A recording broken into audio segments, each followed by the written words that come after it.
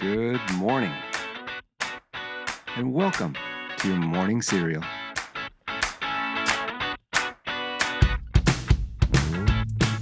Okay, good morning and welcome to Thursday. Well, it's Forgiveness Day. So if you're still mad at that someone who recorded over your Saved by the Bell VHS collection in the 90s, well, maybe today's the day to let that go. Deep breaths, everyone. It's also National Beautician Day. So hats off to the stylists who've seen us at our worst and made us look our best. Well, lucky for me and my family, that's my very own mother. Here's to you, Mom. And for dessert today, well, it's finally, after the long wait, National Chocolate Pudding Day. It's good news for those of us that have been waiting since it was National Vanilla Pudding Day. And now here's a little pop wisdom to stir into your day. Ariana Grande once said, quote, "Be happy with being you. Love your flaws. Own your quirks," end quote. So those are big thoughts from such a little human. She also has a huge voice for that matter. Well, Ariana is giving us permission to be your favorite version of yourself, even if that version isn't perfect. None of us are.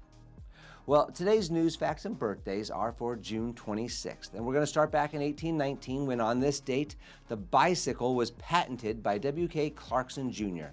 Well, in 1974 on this date, the very first barcode was scanned in a supermarket on a pack of Wrigley's gum.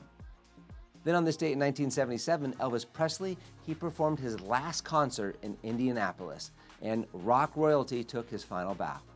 Then in 2000, Coldplay released Parachute, you might remember this, and Yellow became the most romantic song of the summer. Then in 2020, as you remember, NASA surprised us all by talking about the Mars helicopter Ingenuity, right? The drone footage. Well, all those pictures went interplanetary. Well, happy birthday to you if today is your birthday. You share a birthday with Aubrey Plaza. That's the deadpan comedy queen from Parks and Rec. She's 40 today. Actor and woodworker Nick Offerman, he's 54 today. Actor and the former Bat sidekick Chris O'Donnell, he's 55 today. And from my favorite podcast, other than one that I'm in probably, Sean Hayes, he's 54 today. And Hall of Famer, shortstop, and Yankees legend Derek Jeter, he's 50 today. Lastly, the singer from one of my favorite music videos in the 90s, you guys know what I'm talking about, Chris Isaak, he's 69 today. Well, the number one song on this date back in 1983 was Down Under by Men at Work. And this Aussie anthem wasn't just a hit, it was a global phenomenon.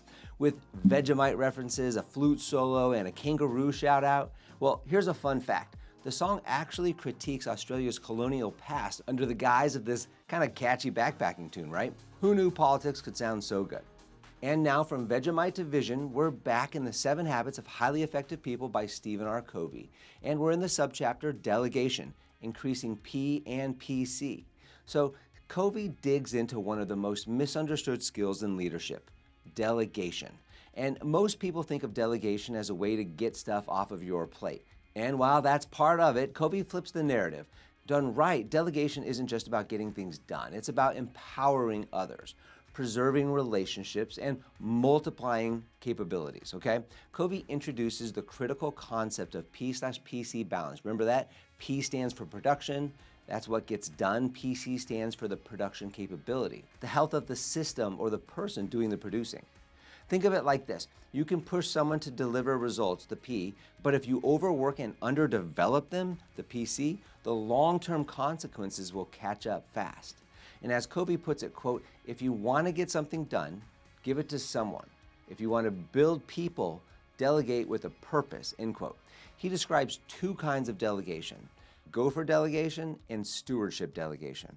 Gopher delegation is micromanagement. It's all about giving tasks and instructions like, go get this, do that, report back. It works for small tasks, but it stifles initiative and overloads the leader. So stewardship delegation, on the other hand, is all about outcomes. It requires trust and communication, but it creates a buy-in and self-direction.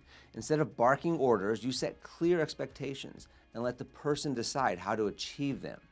Covey outlines 5 elements of effective stewardship delegation. Number 1, desired results. What exactly needs to be accomplished? Lay that out. Number 2, guidelines. What boundaries or principles should guide that effort? Number 3, resources. What tools, people, or budget are available to get this done? Number 4, accountability. How and when will progress be reviewed? And then lastly, number 5, consequences. What rewards or consequences are tied to the results? Okay, so the brilliance of this model is that it fosters ownership. When people have clarity and autonomy, they become more invested. Delegation isn't a sign of weakness, it's a sign of leadership maturity. Okay, so here's your takeaway. If you want to grow your influence, your time, and your team, delegate the right way. Don't just assign tasks, assign trust. The best leaders don't just get things done, they build people who can. You're building the future leaders. All right, so much good stuff today, but we're letting go of grudges, right? We're embracing our quirks, and remember, growth happens when we just share the load, and that chocolate pudding too. Hey, thanks for spending your Thursday with Morning Cereal. Come back tomorrow for more cereal for your soul, and as always, have a fantastic day. Don't forget to follow and subscribe to the Morning Cereal podcast on the One Life Live It channel. You can find more episodes and videos by visiting our YouTube channel and the website at Sean Inglis and at SeanInglis.com, where you can also follow our other podcasts, the Mr. and Mrs. Inglis podcast and the Life Happens podcast. In these other podcasts, we'll dive deeper into everyday issues, self-improvement and well-being, business and finance, and we welcome special guests too. So join us. It'll be a good time, I promise. Thanks again for listening. Have a fantastic day, and we'll see you tomorrow.